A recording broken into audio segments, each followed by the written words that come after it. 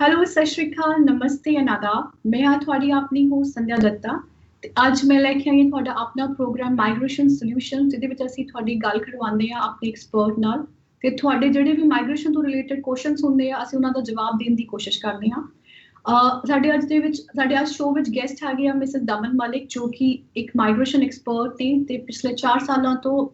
Migration ਦੀ services provide ਕਰ ਰਹੇ ਆ ਆਪਣੇ ਕਲਾਇੰਟਸ ਨੂੰ ਸਟੂਡੈਂਟਸ ਨੂੰ ਤੇ ਉਹਨਾਂ ਦੇ ਨਾਲ ਹੀ ਉਹ ਆਪਣੇ ਜੂਰਿਸ ਡਾਕਟਰੇਟ ਦੀ ਸਟੱਡੀਜ਼ ਕਰ ਰਹੇ ਆ ਮੀਨਸ ਆਪਣੀ ਲਾਅ ਸਪੈਸੀਫਿਕਲੀ ਲਾਅ ਵਿੱਚ ਆਪਣੀ ਕੁਆਲੀਫਿਕੇਸ਼ਨ ਲੈ ਰਹੇ ਆ ਤੇ ਅੱਜ ਜਿਹੜਾ ਟੌਪਿਕ ਸਾਡਾ ਹੈਗਾ ਆ ਉਹਦੇ ਵਿੱਚ ਅਸੀਂ ਗੱਲ ਕਰਾਂਗੇ ਪਾਰਟਨਰ ਵੀਜ਼ਾ ਬਾਰੇ ਕਿਉਂਕਿ ਸਾਨੂੰ ਬਹੁਤ ਸਾਰੇ ਕੁਐਰੀਜ਼ ਆਈਆਂ ਹੈਗੀਆਂ ਲੋਕੀ ਜਾਣਨਾ ਚਾਹੁੰਦੇ ਆ ਕਿ ਜਿਹੜੇ ਲੋਕੀ ਇੱਥੇ ਔਨਸ਼ੋਰ ਹੈਗੇ ਆ ਉਹਨਾਂ ਦੇ ਪਾਰਟਨਰਸ ਕਿਹੜਾ ਵੀਜ਼ਾ ਅਪਲਾਈ ਕਰ ਸਕਦੇ ਆ ਉਹਨਾਂ ਦੀ ਐਲੀਜੀਬਿਲਿਟੀ ਕ੍ਰਾਈਟੇਰੀਆ ਕੀ ਹੈਗੇ ਆ ਤੇ ਮੈਂ ਪਹਿਲੇ ਵੈਲਕਮ ਕਰਨਾ ਚਾਹੁੰਦੀ ਹਾਂ ਮਿਸਿਸ ਦਮਨ ਮਲਿਕ ਦਾ ਜੋ ਕਿ ਸਾਡੇ ਸਟੂਡੀਓ ਵਿੱਚ ਸਾਡੇ ਨਾਲ ਹੈਗੀ ਆ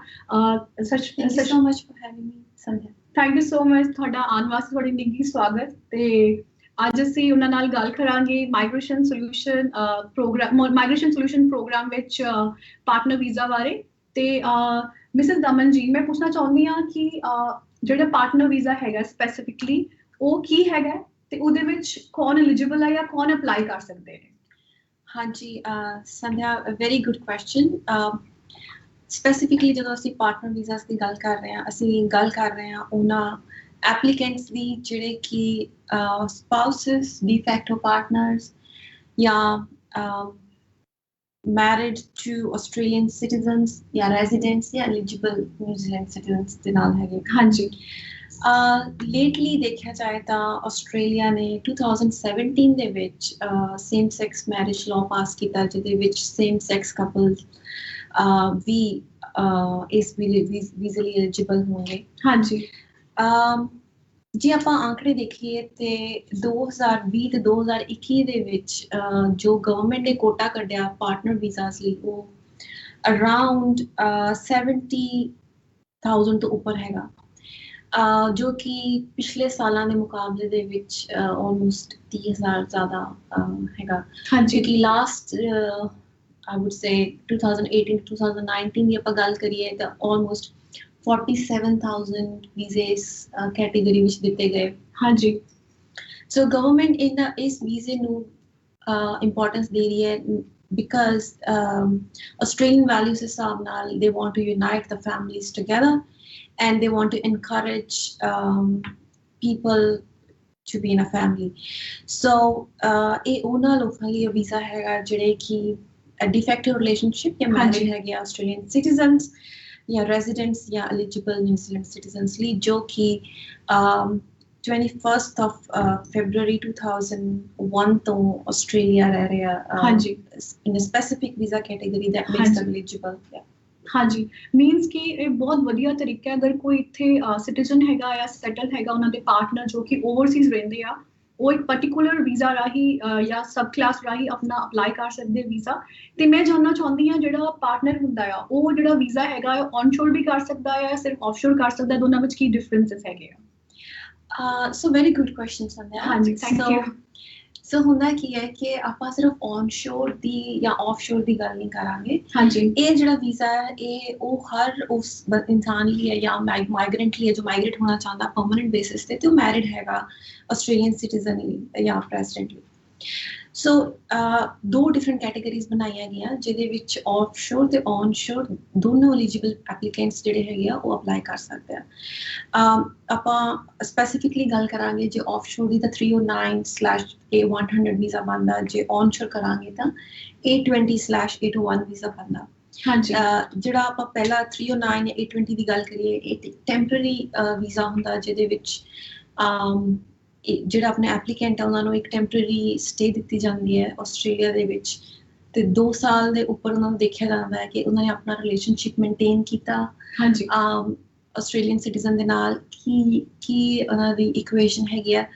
ਉਸ ਹਿਸਾਬ ਦੇ ਨਾਲ then they become eligible for the permanent residency. Okay. There is another visa with the subclass 300 which gives eligible applicants to come to Australia on a prospective marriage visa. Hanji. So basically married ਨਹੀਂ ਹੈਗੇ, ਡਿਫੈਕਟੋ ਵੀ ਨਹੀਂ ਹੈਗੇ, ਲੇਕਿਨ ਉਹ ਅੰਗੇਜਡ ਹੈਗੇ, ਜਿਹਨੂੰ ਆਪਾਂ ਫਿਆਂਸੇ ਕਹਾਂਗੇ, ਹਾਂਜੀ, ਤੇ ਉਹ ਆਸਟ੍ਰੇਲੀਆ ਆ ਕੇ ਉਹਨਾਂ ਨੂੰ 9 ਮਹੀਨੇ ਤੋਂ 15 ਮਹੀਨੇ ਦਾ ਟਾਈਮ ਦਿੱਤਾ ਜਾਂਦਾ, ਜਿਹਦੇ ਵਿੱਚ ਉਹ ਆਪਣੀ ਮੈਰਿਜ ਸੈਰੇਮਨੀਜ਼ ਜਾਂ ਵੈਡਿੰਗਸ ਦੇ ਥਰੂ ਜੋ ਵੀ ਉਹ ਕਰਨਾ ਚਾਹੁੰਦੇ ਆ ਕਰ ਲੈਣ, ਤੇ ਉਸ ਤੋਂ ਬਾਅਦ ਉਹਨਾਂ ਲਈ ਪਾਥਵੇ ਫਿਰ ਉਹੀ ਰਹਿ ਜਾਂਦਾ A20 ਤੇ A1, ਕਿਉਂਕਿ ਉਹ ਔਨ ਸ਼ੋਰ ਹੁੰਦੇ ਆ। ਹਾਂਜੀ, ਸੋ ਇਹ ਵੀਜ਼ਾ ਕੈਟੇਗਰੀਜ਼ ਹੈਗੀਆਂ ਜੋ ਕਿ ਅਸੀਂ ਸਪੈਸੀਫਿਕਲੀ ਆਪਣੇ ਐਪਲੀਕੈਂਟ ਨੂੰ ਹਾਂਜੀ ਦੱਸ ਸਕਦੇ ਹਾਂ। ਤੁਹਾਡੇ ਕਹਿਣ ਦਾ ਮਤਲਬ ਹੈ ਕਿ ਔਨ ਸ਼ੋਰ 2 ਤਰ੍ਹਾਂ ਦੇ ਵੀਜ਼ਾ ਹੁੰਦੇ ਆ। ਪਹਿਲਾ ਵੀਜ਼ਾ ਹੈਗਾ ਆ A20 ਜੋ ਕਿ ਟੈਂਪਰੇਰੀ ਵੀਜ਼ਾ ਆ, ਤੇ ਤੁਸੀਂ ਉਹਨੂੰ ਕਨਵਰਟ ਕਰ ਸਕਦੇ ਹੋ 801 ਪਰਮਨੈਂਟ ਵੀਜ਼ਾ ਵਿੱਚ। ਤੇ ਅਗਰ ਤੁਸੀਂ ਆਫਸ਼ੋਰ ਹੋ ਤੇ ਤੁਸੀਂ ਆਪਣਾ ਜਿਹੜਾ ਟੈਂਪਰੇਰੀ ਵੀਜ਼ਾ ਸਬ ਕਲਾਸ ਮਤਲਬ ਪਰਮਨੈਂਟ ਵੀਜ਼ਾ ਸਬ ਕਲਾਸ 300 ਅਪਲਾਈ ਕਰ ਸਕਦੇ ਹੋ, ਤੇ then you can go for further your permanent, that is your 100 visa, right? Yeah, 309 and 100. ਹਾਂਜੀ, ਤੇ ਕਹਿਣ ਦਾ ਮਤਲਬ ਹੈ ਕਿ ਮਾਈਗ੍ਰੇਸ਼ਨ ਜਿਹੜੀ ਹੈਗੀ ਆ ਆਸਟ੍ਰੇਲੀਆ ਦੀ, ਉਹਨਾਂ ਨੇ ਆਪਸ਼ਨਸ ਦਿੱਤੇ ਆ ਪਾਰਟਨਰਸ ਨੂੰ ਵੀ, ਚਾਹੇ ਉਹ ਮੈਰਿਜ ਕੀਤੀ ਹੋਵੇ ਕਿਸੇ ਨੇ ਜਾਂ ਫਿਰ ਉਹ ਡਿਫੈਕਟੋ ਹੋਣ। De facto means you can say if the person ਜਿਹੜਾ ਉਹ ਬੰਦਾ ਹੈ, ਮਤਲਬ ਕੋਈ ਵੀ ਮੇਲ ਜਾਂ ਫੀਮੇਲ ਆ ਪਾਰਟਨਰ ਆ, ਉਹ ਚਾਹੇ ਉਸਦੇ ਨਾਲ ਰਹਿ ਰਿਹਾ ਜਾਂ ਫਿਆਂਸੀ, ਜਿਹਨੂੰ ਫਿਆਂਸੀ ਵੀਜ਼ਾ ਵੀ ਕਹਿੰਦੇ ਆ। ਨਹੀਂ, ਡਿਫੈਕਟੋ ਦਾ ਬੇਸਿਕਲੀ ਮਤਲਬ ਇਹ ਹੁੰਦਾ ਹੈ ਕਿ you are more than a fiancé and less than a spouse, basically de facto spouse ਕਹਿ ਦਿੰਦੇ ਆ, ਤਾਂ ਕਿ ਤੁਸੀਂ ਪੇਪਰ ਦੇ ਉੱਤੇ ਮੈਰਿਡ ਨਹੀਂ ਹੈਗੇ, ਬਟ ਬਿਕਾਜ਼ ਤੁਸੀਂ ਤੁਹਾਡਾ ਰਿਲੇਸ਼ਨਸ਼ਿਪ ਲਿਵ ਇਨ ਰਿਲੇਸ਼ਨਸ਼ਿਪ 12 ਮਹੀਨਿਆਂ ਤੋਂ ਉੱਪਰ ਹੈਗਾ, ਇਸ ਕਰਕੇ ਜਿਹੜਾ ਆਸਟ੍ਰੇਲੀਅਨ ਲਾਅ ਦੇ ਅਕੋਰਡਿੰਗ ਤੁਹਾਨੂੰ ਉਹੀ ਰਾਈਟਸ ਤੇ ਉਹੀ ਹੱਕ ਹੈਗੇ ਆ ਜੋ ਕਿ ਇੱਕ ਸਪਾਊਸ ਨੂੰ ਦਿੱਤੇ ਜਾਂਦੇ ਆ। ਸੋ ਉਹਨੂੰ ਆਪਾਂ ਡਿਫੈਕਟੋ ਕਹਿੰਦੇ ਆ। Husband and wife in marriage is basically a legal procedure or traditional procedure, ਜਿਹਦੇ ਵਿੱਚ ਤੁਸੀਂ ਟ੍ਰੈਡੀਸ਼ਨਲੀ ਵੈਡ ਹੁੰਦੇ ਆ ਜਾਂ ਲੀਗਲੀ ਵੈਡ ਹੁੰਦੇ ਆ। ਸੋ ਇਹ ਉਹਨਾਂ ਲੋਕਾਂ ਲਈ ਹੈਗਾ ਜਿਨ੍ਹਾਂ ਨੇ ਉਹ ਵੈਡਿੰਗ ਸੈਰੇਮਨੀ ਜਾਂ ਮੈਰਿਜ ਸੈਰੇਮਨੀਜ਼ ਨਹੀਂ ਕੀਤੀਆਂ, ਬਟ ਉਹ ਲਿਵ ਇਨ ਰਿਲੇਸ਼ਨਸ਼ਿਪ ਦੇ ਵਿੱਚ 12 ਮਹੀਨੇ ਤੋਂ ਜ਼ਿਆਦਾ ਰਹਿ ਰਹੇ ਹੈ, ਤੇ ਉਹ ਵੀ ਐਲੀਜੀਬਲ ਹੁੰਦੇ ਆ ਇਸ ਵੀਜ਼ੇ ਲਈ, ਕਿਉਂਕਿ under the Australian law they are treated the same as the spouse, married spouse. ਹਾਂਜੀ, ਠੀਕ ਹੈ ਜੀ। ਕਾਫੀ ਸਮਝ ਆ ਗਈ ਹੋਣੀ ਸਾਡੇ ਸ਼ਰੋਤਿਆਂ ਨੂੰ, ਉਹ ਕਹਿਣਾ ਕੀ ਚਾਹੁੰਦੇ ਸਾਡੇ ਮਾਈਗ੍ਰੇਸ਼ਨ ਐਕਸਪਰਟ। ਤੇ ਮੈਂ ਪੁੱਛਣਾ ਚਾਹੁੰਦੀ ਹਾਂ ਕਿ ਅਗਰ ਕੋਈ ਇਸ ਵੀਜ਼ਾ ਵਾਸਤੇ ਅਪਲਾਈ ਕਰਦਾ ਆ, ਉਸ ਵਾਸਤੇ ਦੂਜੇ ਲਾਈਕ ਜੋ ਕਿ ਅਪਲਾਈ ਕਰ ਰਿਹਾ ਪਾਰਟਨਰ, ਉਹਦਾ ਇੱਕ ਆਸਟ੍ਰੇਲੀਅਨ ਸਿਟੀਜ਼ਨ ਜਾਂ ਰੈਜ਼ੀਡੈਂਟ ਹੋਣਾ ਜ਼ਰੂਰੀ ਹੈ, ਜਾਂ ਕੋਈ ਹੋਰ ਵੀ ਕ੍ਰਾਈਟੇਰੀਆ, ਐਲੀਜੀਬਿਲਿਟੀ ਕ੍ਰਾਈਟੇਰੀਆ ਹੈਗਾ ਜਿਹਦੇ ਪੱਖੋਂ ਲੋਕੀ ਅਪਲਾਈ ਕਰ ਸਕਦੇ ਆ ਇਸ ਵੀਜ਼ਾ ਦੇ ਅੰਡਰ? ਹਾਂਜੀ, ਨਹੀਂ, ਇਸ ਵੀਜ਼ੇ ਨੂੰ ਅਪਲਾਈ ਕਰਨ ਲਈ ਜਿਹੜਾ ਐਪਲੀਕੈਂਟ ਆ ਉਹਨੂੰ ਇੱਕ ਸਪਾਂਸਰ ਚਾਹੀਦਾ ਹੁੰਦਾ, ਤੇ ਮੋਸਟ ਲਾਈਕਲੀ ਉਹ ਜਿਹੜਾ ਸਪਾਂਸਰ ਹੈ ਉਹਨਾਂ ਦਾ ਸਪਾਊਸ ਹੁੰਦਾ। ਤੇ ਉਹ ਸਪਾਊਸ ਦਾ ਆਸਟ੍ਰੇਲੀਅਨ ਸਿਟੀਜ਼ਨ ਤੇ ਆਸਟ੍ਰੇਲੀਅਨ ਰੈਜ਼ੀਡੈਂਟ ਜਾਂ ਐਲੀਜੀਬਲ ਨਿਊਜ਼ੀਲੈਂਡ ਸਿਟੀਜ਼ਨ ਹੋਣਾ, ਇਹਨਾਂ ਤਿੰਨਾਂ ਵਿੱਚੋਂ ਇੱਕ ਕੈਟੇਗਰੀ ਹੋਣਾ ਜ਼ਰੂਰੀ ਹੁੰਦਾ, ਬਿਕਾਜ਼ ਦਾਵਾ ਇਹ ਹੁੰਦਾ ਹੈ ਕਿ ਕਿਉਂਕਿ ਉਹਨਾਂ ਦਾ ਸਪਾਊਸ ਜਾਂ ਉਹਨਾਂ ਦਾ ਸਪਾਂਸਰ ਜੋ ਕਿ ਆਸਟ੍ਰੇਲੀਅਨ ਹੈਗਾ, ਤੇ ਉਹ ਆਪਣੇ ਕਾਊਂਟਰ ਪਾਰਟ ਨੂੰ ਆਸਟ੍ਰੇਲੀਆ ਬੁਲਾਉਣਾ ਚਾਹੁੰਦਾ ਜਾਂ ਉਹਦੇ ਨਾਲ ਆਸਟ੍ਰੇਲੀਆ 'ਚ ਰਹਿਣਾ ਚਾਹੁੰਦਾ ਫॉर ਫਰਦਰ ਇਨ ਲਾਈਫ। ਜੇ ਉਹ ਆਪਾਂ ਕਹੀਏ ਕਿ ਕਿਸੇ ਹੋਰ ਕੈਟੇਗਰੀ ਤੋਂ ਆ ਕੇ ਤੇ ਉਹ ਵੀਜ਼ਾ ਐਲੀਜੀਬਿਲਿਟੀ ਲੈ ਲੈਣ, ਨਹੀਂ, ਏਦਾਂ ਨਹੀਂ ਹੋਣਾ। ਜਿਹੜਾ ਸਪਾਂਸਰ ਆ ਜਾਂ ਜਿਹੜਾ ਸਪਾਊਸ ਜਿਹੜਾ ਉਹਨੂੰ ਸਪਾਂਸਰ ਕਰ ਰਿਹਾ ਹੈ, ਉਹ ਆਸਟ੍ਰੇਲੀਅਨ ਸਿਟੀਜ਼ਨ ਹੋਣਾ ਜ਼ਰੂਰੀ ਹੈ। ਮੀਨਸ ਜੋ ਵੀ ਸਪਾਂਸਰ ਕਰ ਰਿਹਾ ਉਹਦਾ ਇੱਕ ਰੈਜ਼ੀਡੈਂਟ ਤੇ ਸਿਟੀਜ਼ਨਸ਼ਿਪ ਉਹਦੇ ਕੋਲ ਹੋਣੀ ਬਹੁਤ ਜ਼ਰੂਰੀ ਆ ਇਸ ਵੀਜ਼ਾ ਦੇ ਪੱਖੋਂ, ਰਾਈਟ? ਹਾਂਜੀ। ਤੇ ਪੁੱਛਣਾ ਚਾਹੁੰਦੀ ਹਾਂ, ਕੋਈ ਲਿਮਿਟੇਸ਼ਨਸ ਹੈਗੀਆਂ ਜਦੋਂ ਕੋਈ ਪਾਰਟਨਰ ਸਪਾਂਸਰ ਕਰਦਾ ਆ ਇਸ ਵੀਜ਼ੇ ਦੇ ਅੰਡਰ? ਕੋਈ ਲਿਮਿਟੇਸ਼ਨ ਜਿਹੜੀਆਂ ਉਹਨਾਂ ਨੂੰ ਫੋਲੋ ਕਰਨੀਆਂ ਪੈਂਦੀਆਂ ਆਪਣੇ ਵੀਜ਼ੇ ਪੱਖੋਂ? ਹਾਂਜੀ, ਥੋੜ੍ਹੀਆਂ ਲਿਮਿਟੇਸ਼ਨਸ ਜ਼ਰੂਰ ਹੁੰਦੀਆਂ, ਕਿਉਂਕਿ ਦੇਖੋ it's A permanent residency program, so government wants to keep measures in place that only the right people get sponsored by the right people. So ਉਹਦਾ ਮਤਲਬ ਇਹ ਹੈ ਕਿ there are certain criteria that has to be met. So ਜੇ ਅੱਜ ਕੋਈ, for example, person A wants to sponsor person B, then the person A should not have sponsored or nominated 2 people on their as their fiancé on 300 visa in the past 5 years. Similarly, ਜੇ ਉਹਨਾਂ ਨੇ ਆਪਣੇ spouse ਨੂੰ sponsor ਕਰਨਾ ਹੈ ਤੇ ਪਿਛਲੇ 5 ਸਾਲਾਂ ਦੇ ਵਿੱਚ ਉਹਨਾਂ ਨੇ ਕਿਸੇ ਹੋਰ ਨੂੰ ਸਪਾਂਸਰ ਨਹੀਂ ਕੀਤਾ ਹੋਣਾ ਚਾਹੀਦਾ, ਨਾ ਹੀ ਉਹ ਆਪ ਇਸ ਵੀਜ਼ੇ ਤੇ ਸਪਾਂਸਰ ਹੋ ਕੇ ਪੱਕੇ ਹੋਣੇ ਚਾਹੀਦੇ ਲਾਸਟ 5 ਸਾਲਾਂ ਦੇ ਵਿੱਚ।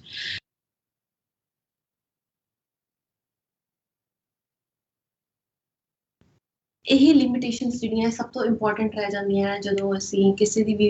ਐਲੀਜੀਬਿਲਿਟੀ ਦੇਖਦੇ ਹਾਂ ਕਿ ਹਾਂਜੀ ਇਹ ਇੱਕ ਸਪਾਂਸਰ ਬਣਨ ਦੇ ਕ੍ਰਾਈਟੇਰੀਆ ਨੂੰ ਮੀਟ ਕਰੇਗਾ ਜਾਂ ਨਹੀਂ ਮਿਲੇਗਾ ਜਾਂ ਨਹੀਂ ਸੋ ਹਾਂਜੀ ਇਹੀ ਲਿਮਿਟੇਸ਼ਨਸ ਅਸੀਂ ਦੇਖਾਂਗੇ। ਹਾਂਜੀ ਥੈਂਕ ਯੂ ਸੋ ਮਚ ਇੰਨਾ ਐਕਸਪਲੇਨ ਕਰਕੇ ਸਾਨੂੰ ਦੱਸਣ ਵਾਸਤੇ। ਤੇ ਨਾਲੇ ਸਾਡੇ ਕੋਲ ਬਹੁਤ ਸਾਰੀ ਕੁਐਰੀਜ਼ ਆਈਆਂ ਆ ਸਾਡੇ ਦਰਸ਼ਕਾਂ ਦੀ, ਉਹਦੇ ਵਿੱਚ ਇੱਕ ਸਪੈਸੀਫਿਕ ਕੁਐਸਚਨ ਆ ਜਿਹੜਾ ਕਿ ਸਾਰੇ ਜਾਣਨਾ ਚਾਹੁੰਦੇ ਉਸ ਬਾਰੇ। ਉਹ ਜਾਣਨਾ ਚਾਹੁੰਦੇ ਆ ਕਿ ਜਦੋਂ ਵੀ ਪਾਰਟਨਰ ਵੀਜ਼ਾ ਜਿਹੜਾ ਹੈਗਾ ਆ ਉਹ ਗ੍ਰਾਂਟ ਹੁੰਦਾ ਆ ਕਿਸੇ ਰਿਲੇਸ਼ਨਸ਼ਿਪ ਵਿੱਚ ਜਾਂ ਜਦੋਂ ਵੀ ਕੋਈ ਸਪਾਊਸ ਅਪਲਾਈ ਕਰਦਾ ਆ ਤੇ ਉਹਦੇ ਵਿੱਚ ਕੀ ਕਹਿੰਦੇ ਆ ਜੋ ਕਿ ਵੀਜ਼ਾ ਹੁੰਦਾ ਹੈ ਉਹ ਮਤਲਬ ਔਨ ਸ਼ੋਰ ਤੇ ਆਫ ਸ਼ੋਰ ਹੁੰਦਾ ਹੈ ਜਾਂ ਬੋਥ ਕੈਟੇਗਰੀ ਵਿੱਚ ਉਹ ਅਪਲਾਈ ਕਰ ਸਕਦੇ ਆ। ਹਾਂਜੀ ਲਾਈਕ ਆਈ ਸੈਡ ਕਿ ਉਹ ਬੋਥ ਕੈਟੇਗਰੀਜ਼ ਅਪਲਾਈ ਕਰ ਸਕਦੇ ਆ। I think what you are trying to ask me is the eligibility requirement. Yes ਉਹਨਾਂ ਦੇ I would say ਕਿ ਉਹਨਾਂ ਦੇ ਰਿਲੇਸ਼ਨਸ਼ਿਪ 'ਚ ਕੀ ਅਸੀਂ ਇਮੀਗ੍ਰੇਸ਼ਨ ਨੂੰ ਦਿਖਾਉਂਦੇ ਜਾਂ ਇੱਕ ਮੈਰਿਜ ਸਰਟੀਫਿਕੇਟ ਹੋਣਾ ਜਾਂ ਇੱਕ 12 ਮਹੀਨੇ ਦਾ ਇਕੱਠੇ ਰਹਿਣਾ ਹੀ ਜ਼ਰੂਰੀ ਨਹੀਂ ਹੈ। ਸਾਨੂੰ ਇਹਨੂੰ ਕਿਸੇ ਤਰ੍ਹਾਂ ਇਮੀਗ੍ਰੇਸ਼ਨ ਡਿਪਾਰਟਮੈਂਟ ਨੂੰ ਦਿਖਾਉਣਾ ਜਾਂ ਉਹਨਾਂ ਦੇ ਸਾਹਮਣੇ ਕੀ ਡਾਕੂਮੈਂਟਸ ਰੱਖਣੇ ਆ ਤਾਂ ਕਿ ਅਸੀਂ ਆਪਣੇ ਐਪਲੀਕੈਂਟ ਲਈ ਇੱਕ ਕੇਸ ਇੱਦਾਂ ਦਾ ਬਣਾਉਂਦੇ ਹਾਂ ਕਿ ਹਾਂਜੀ ਉਹਨਾਂ ਦਾ ਕੇਸ ਇੱਦਾਂ ਦਾ ਹੁੰਦਾ ਹੈ ਕਿ ਇਮੀਗ੍ਰੇਸ਼ਨ ਹੈਜ਼ ਟੂ ਨੋ ਕਿ this is what they are into. The relationship is genuine. Okay. So basically ਇਹ ਤਾਂ ਵੀ ਕੀਤਾ ਜਾਂਦਾ ਹੈ ਕਿ ਇੱਕ ਕੋਈ ਸਿਰਫ ਇੱਕ ਮੈਰਿਜ ਸਰਟੀਫਿਕੇਟ ਲੈ ਕੇ ਹੀ ਕੋਈ ਸਪਾਂਸਰ ਨਾ ਹੋ ਜਾਏ ਜਾਂ ਇਹ ਵੀਜ਼ਾ ਅਪਲਾਈ ਨਾ ਕਰ ਦੇ। ਇਸ ਕਰਕੇ ਆਪਾਂ ਨੂੰ ਹੋਰ ਬਹੁਤ ਕ੍ਰਾਈਟੇਰੀਆ ਜਿਹੜੇ ਨਾਲ ਆ ਉਹ ਦੇਖਣੇ ਪੈਂਦੇ eligibility criteria. For example the spouse and the applicant is supposed to have mutual commitment towards each other. Their relationship has to be genuine and continuing, and they should not be living permanently apart. Basically they should not be separated at any moment. ਜੋ ਵੀ ਉਹਨਾਂ ਦੀ application time ਤੋਂ ਲੈ ਕੇ ਜਾਂ application ਤੋਂ ਪਹਿਲਾਂ ਵੀ application time ਤੋਂ ਲੈ ਕੇ grant ਹੋਣ ਤੱਕ there should not be any separation in their relationship. Separation ਦਾ ਮਤਲਬ ਇਹ ਹੈ ਕਿ they should not be living apart on permanent basis. Small little visits here and there is not counted, but we're talking about living apart on permanent basis. You mean to say ਕਿ ਜੋ ਵੀ apply ਕਰਦਾ they need ਉਹ ਸਾਰੇ ਇਕੱਠੇ ਇੱਕ ਘਰ ਵਿੱਚ ਕਾਫੀ long time ਤੋਂ ਰਹਿ ਲੈਣੇ ਹੋਣੇ ਚਾਹੀਦੇ ਆ। ਹਾਂਜੀ ਉਹਨੂੰ ਪ੍ਰੂਵ ਕਰਨ ਲਈ ਇਹ ਚੀਜ਼ਾਂ ਨੂੰ ਪ੍ਰੂਵ ਕਰਨ ਲਈ ਕਾਫੀ ਤਰ੍ਹਾਂ ਦੇ ਡਾਕੂਮੈਂਟਸ ਜਿਹੜੇ ਆ ਸਾਨੂੰ ਦਿਖਾਣੇ ਪੈਂਦੇ ਆ। For example the couple is supposed to have finances together. They're supposed to have a household together. If they have children together, that would be a proof again. They should be undertaking the responsibilities of the child together. The social matters ਜਿਹੜੇ ਆਪਣੇ ਆਪਾਂ discuss ਕਰਦੇ ਹਾਂ ਕਿ ਜਿਸ ਤਰ੍ਹਾਂ ਕਿ ਇੱਕ ਕਪਲ ਜਾਂ ਇੱਕ ਫੈਮਿਲੀ ਇੱਕ ਆਪਣੇ ਕਮਿਊਨਿਟੀ ਦੇ ਵਿੱਚ ਕਿਸ ਤਰ੍ਹਾਂ ਵਿਚਰਦੇ ਹੈਗੇ ਆ ਉਹ ਬਹੁਤ ਇੰਪੋਰਟੈਂਟ ਰਹਿ ਜਾਂਦਾ ਹੈ ਕਿਉਂਕਿ ਕਮਿਊਨਿਟੀ ਕੀ ਸੋਚਦੀ ਹੈ ਕਿ ਇਹ ਦੋਨੋਂ ਕਪਲ ਹੈ ਜਾਂ ਨਹੀਂ। ਸੋ ਉਹਦੇ ਲਈ ਵੀ ਕੁਝ ਡਾਕੂਮੈਂਟਸ ਕਮਿਊਨਿਟੀ ਤੋਂ ਚਾਹੀਦੇ ਹੁੰਦੇ ਆ ਆਸਟ੍ਰੇਲੀਅਨ ਕਮਿਊਨਿਟੀ ਤੋਂ ਕਿ ਹਾਂਜੀ they have seen them as a couple and they are a couple. Means ਕਿ ਸਾਨੂੰ ਜਿਹੜੇ ਵੀ ਡਾਕੂਮੈਂਟਸ ਹੈਗੇ ਆ ਉਹ ਆਪਣੇ ਰਿਲੇਸ਼ਨਸ਼ਿਪ ਪ੍ਰੂਫ ਦੇ ਉਹ ਦਿਖਾਣੇ ਪੈਂਦੇ ਆ। Maybe it's in the farm of household ਜਾਂ ਮੇਬੀ ਐਕਸਪੈਂਸਿਸ ਜਾਂ ਜੋ ਵੀ ਉਹਨਾਂ ਨੇ ਇਕੱਠੇ ਕੁਝ ਲਿੱਤਾ ਹੈਗਾ ਉਹਨਾਂ ਦਾ ਬੈਂਕ ਅਕਾਊਂਟ ਸਾਨੂੰ ਉਹ ਸਾਰੇ ਡਾਕੂਮੈਂਟਸ ਲਾਉਣੇ ਪੈਂਦੇ ਆ ਫਾਈਲ ਵਿੱਚ ਆਪਣਾ ਵੀਜ਼ਾ ਅਪਲਾਈ ਕਰਨ ਵਾਸਤੇ। ਨਾ ਕਿ ਇੱਕ ਵਾਰੀ ਬਟ ਜਦੋਂ ਤੱਕ ਵੀਜ਼ਾ ਗ੍ਰਾਂਟ ਨਹੀਂ ਹੁੰਦਾ ਸੋ ਜੇ ਅਸੀਂ ਟੈਂਪਰੇਰੀ ਵੀਜ਼ਾ ਵੀ ਅੱਜ ਵੀ ਕਿਸੇ ਦਾ ਫਾਈਲ ਕਰ ਰਹੇ ਹਾਂ ਜੋ ਉਹਦੀ ਡਿਫਾਲਟ ਵੇਟ ਟਾਈਮ ਹੈਗਾ ਉਹ ਅਰਾਊਂਡ 20 to 24 months ਹੈਗਾ। Okay. So it's an ongoing process that for that much time you would have to give the documents that the relationship is continual and stage by stage and step by step the application is processed. So the first stage is the application and the grant of 820 subclass visa, which is a temporary visa. And from the application of 820, 24 months after, the relationship is assessed again. So basically 2 ਸਾਲ ਬਾਅਦ ਜਿਹੜਾ ਅਸੀਂ ਕਹਿ ਰਹੇ ਹਾਂ ਕਿ ਸਾਡਾ sponsor ਹੈ ਤੇ ਆਸਟ੍ਰੇਲੀਅਨ ਸਿਟੀਜ਼ਨ ਰੈਜ਼ੀਡੈਂਟ ਹੈ ਤੇ ਉਹਨਾਂ ਨੇ ਆਪਣੇ ਸਪਾਊਸ ਨੂੰ ਸਪਾਂਸਰ ਕੀਤਾ ਉਹਨਾਂ ਦਾ ਕੀ ਉਹ ਰਿਲੇਸ਼ਨਸ਼ਿਪ 2 ਸਾਲ ਕੰਟੀਨਿਊ ਜੈਨੂਇਨਲੀ ਹੈਗਾ। ਤੇ 2 ਸਾਲ ਦੇ ਬਾਅਦ ਫਿਰ ਉਹਨਾਂ ਦੀ ਜਿਹੜੀ ਪਰਮਨੈਂਟ ਵੀਜ਼ੇ ਦੀ ਐਪਲੀਕੇਸ਼ਨ 801 ਅਪਲਾਈ ਹੁੰਦੀ ਹੈ। ਉਸ ਤੋਂ ਬਾਅਦ ਜਿਹੜਾ ਐਪਲੀਕੈਂਟ ਨੂੰ ਪਰਮਨੈਂਟ ਰੈਜ਼ੀਡੈਂਸੀ ਮਿਲਦੀ ਹੈ। ਸੋ ਉਸ ਤੋਂ grant to baad they can live here indefinitely in Australia. They can leave and come back according to their visa. So similarly ਜਿਹੜੇ visa charges ਹੈਗੇ ਆ ਉਹ visa to visa depend ਵੀ ਕਰਨਗੇ. ਜੇ ਤੁਸੀਂ ਕਹੋ ਕਿ ਜਿਹੜਾ ਪ੍ਰੋਸਪੈਕਟਿਵ ਵੀਜ਼ਾ ਸਾਡਾ ਹੈਗਾ 300 ਸਬ ਕਲਾਸ ਪ੍ਰੋਸਪੈਕਟਿਵ ਮੈਰਿਜ ਵੀਜ਼ਾ ਆਪਾਂ ਗੱਲ ਕਰਦੇ ਹਾਂ. ਹਾਂਜੀ,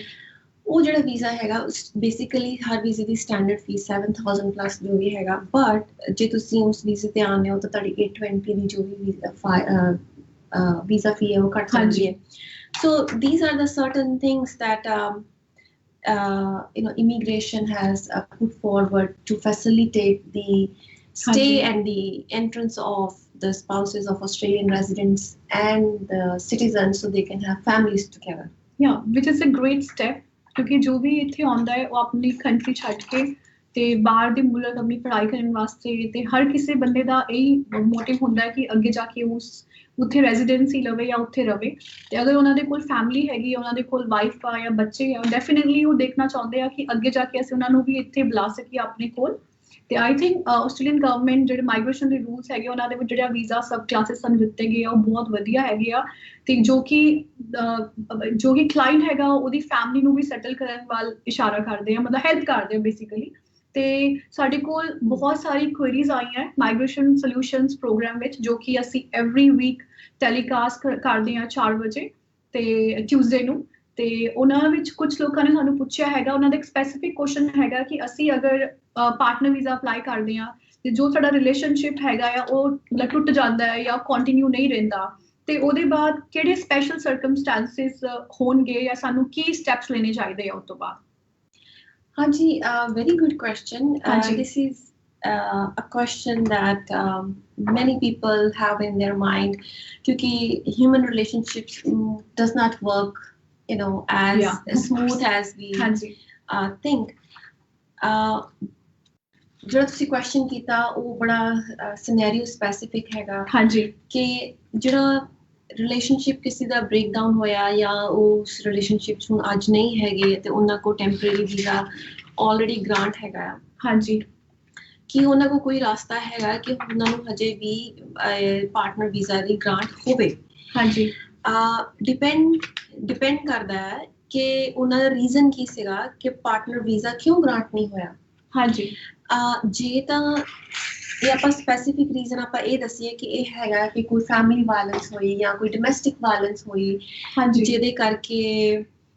ਵੀਜ਼ਾ ਗ੍ਰਾਂਟ ਨਹੀਂ ਹੋ ਰਿਹਾ, ਜਾਂ ਜਿਹਦੇ ਕਰਕੇ ਉਹ ਹਸਬੈਂਡ ਵਾਈਫ ਅੱਜ ਇਕੱਠੇ ਨਹੀਂ ਹੈਗੇ, ਤਾਂ ਇਮੀਗ੍ਰੇਸ਼ਨ ਨੇ ਇੱਕ ਪ੍ਰੋਵੀਜ਼ਨ ਬਣਾਇਆ ਹੈਗਾ ਜਿਹਦੇ ਵਿੱਚ ਜੇ ਫੈਮਿਲੀ ਵਾਇਲੈਂਸ ਜਿਹੜੀ ਹੈ ਪ੍ਰੂਵ ਹੁੰਦੀ ਹੈ, ਹਾਂਜੀ, it doesn't matter ਕਿ ਬੱਚੇ ਇਨਵੋਲਵ ਹੈ ਜਾਂ ਨਹੀਂ, ਜੇ ਬੱਚਿਆਂ ਦੇ ਅਗੇਂਸਟ ਵੀ ਪ੍ਰੂਵ ਹੁੰਦੀ ਹੈ ਜਾਂ ਸਪਾਊਸ ਦੇ ਅਗੇਂਸਟ ਪ੍ਰੂਵ ਹੁੰਦੀ ਹੈ, ਤਾਂ ਫਿਰ ਵੀ ਜਿਹੜਾ ਵੀਜ਼ਾ ਗ੍ਰਾਂਟ ਹੈਗਾ final visa grant 801 permanent residency grant ਹੋ ਸਕਦੀ ਹੈ. ਜੇ ਸੈਕਿੰਡ ਸਿਨੈਰੀਓ ਇਹ ਹੁੰਦਾ ਹੈ ਕਿ ਜੇ ਕਿਸੇ ਕਾਰਨ ਦੇ ਕਰਕੇ ਹਸਬੈਂਡ ਵਾਈਫਸ ਟੁਗੇਦਰ ਨਹੀਂ ਹੈਗੇ, ਇਕੱਠੇ ਨਹੀਂ ਹੈਗੇ, ਲੇਕਿਨ ਉਹਨਾਂ ਦਾ ਇੱਕ ਜਾਂ however you want to say ਇੱਕ ਦੋ whatever ਬੱਚੇ ਹੈਗੇ. ਹਾਂਜੀ, ਤੇ ਬੱਚਿਆਂ ਦੀ ਜਿਹੜੀ ਸ਼ੇਅਰਡ ਰਿਸਪੌਂਸਿਬਿਲਿਟੀ ਹੈ ਉਹ ਦੋਨੋਂ ਪੇਰੈਂਟਸ ਤੇ ਆਉਂਦੀ ਹੈ. ਹਾਂਜੀ,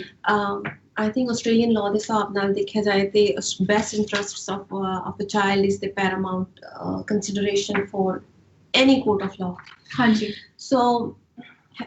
ਉਸ ਸਿਨੈਰੀਓ ਦੇ ਵਿੱਚ ਵੀ ਜੇ ਪੇਰੈਂਟਸ ਜਿਹੜੇ ਆ ਆਪਣੀ ਰਿਸਪੌਂਸਿਬਿਲਿਟੀ ਲੈਂਦੇ ਆ ਕਿਉਂਕਿ it's in the best interest of the child ਕਿ ਬੱਚੇ ਨੂੰ ਦੋਨੋਂ ਮਾਂ ਪਿਓ ਦਾ ਪਿਆਰ ਮਿਲੇ. ਹਾਂਜੀ, ਤੇ ਜੇ ਉਹਨਾਂ ਤੇ ਰਿਸਪੌਂਸਿਬਿਲਿਟੀ ਆ ਰਹੀ ਹੈ ਜਾਂ ਉਹਨਾਂ ਨੇ ਲਈ ਹੈ then they still be granted 801 visa under that circumstance. Okay, every case is based on its own circumstances, situations. There is no hard and fast rule as such, but ਇਹ 2-3 ਪ੍ਰੋਵੀਜ਼ਨਸ ਹੈਗੇ ਆ ਜਿਹਦੇ ਵਿੱਚ ਐਕਸੈਪਸ਼ਨਸ ਦਿੱਤੀਆਂ ਗਈਆਂ ਹੈ ਕਿ ਜੇ ਤੁਹਾਡਾ ਰਿਲੇਸ਼ਨਸ਼ਿਪ ਇਕੱਠਾ ਨਹੀਂ ਵੀ ਹੈਗਾ, ਤੁਸੀਂ ਇਕੱਠੇ ਨਹੀਂ ਵੀ ਰਹਿ ਰਹੇ, ਤੇ ਇਹ ਜੇ ਆਹ ਚੀਜ਼ਾਂ ਅਪਲਾਈ ਹੋ ਰਹੀਆਂ ਨੇ ਤੇ ਤੁਹਾਨੂੰ ਫਿਰ ਵੀ ਰੈਜ਼ੀਡੈਂਸੀ ਜਿਹੜੀ ਆ ਉਹ ਤੁਸੀਂ ਦਿੱਤੀ ਜਾਏਗੀ. ਹਾਂਜੀ, ਮਤਲਬ ਜੋ ਵੀ ਵੀਜ਼ਾ ਸਾਨੂੰ ਦਿੱਤੇ ਹੈਗੇ ਆ ਆਸਟ੍ਰੇਲੀਅਨ ਮਾਈਗ੍ਰੇਸ਼ਨ ਨੇ ਉਹਦੇ ਵਿੱਚ ਤੁਸੀਂ ਪਰਮਨੈਂਟਲੀ ਔਨਸ਼ੋਰ ਅਪਲਾਈ ਕਰ ਸਕਦੇ ਹੋ ਤੇ ਤੁਸੀਂ ਅਗਰ ਆਫਸ਼ੋਰ ਹੈਗੇ ਹੋ ਇੰਡੀਆ 'ਚ ਹੈਗੇ ਤੁਸੀਂ ਤਾਂ ਵੀ ਉਸ ਵੀਜ਼ਾ ਵਾਸਤੇ ਅਪਲਾਈ ਕਰ ਸਕਦੇ ਹੋ but you have to follow ਜਿਹੜੀ ਵੀ ਰਿਕੁਆਇਰਮੈਂਟ ਜਾਂ ਕੰਡੀਸ਼ਨਸ ਹੈਗੀਆਂ ਐਲੀਜੀਬਿਲਿਟੀ ਕ੍ਰਾਈਟੇਰੀਆ ਹੈਗੇ ਉਹ ਤੁਸੀਂ ਉਹਨਾਂ ਨੂੰ ਫੋਲੋ ਕਰਨਾ ਹੈਗਾ ਤਾਂ ਕਿ ਤੁਸੀਂ ਉਹਦੇ ਵਾਸਤੇ ਐਲੀਜੀਬਲ ਹੋਵੋ। ਮੇਰਾ ਇੱਕ ਪਰਸਨਲ ਕੁਐਸਚਨ ਹੈਗਾ ਜੋ ਕਿ ਸਾਰੇ ਜਾਣਨਾ ਚਾਹੁੰਦੇ ਆ ਜਿੱਦਾਂ ਕਿ ਤੁਸੀਂ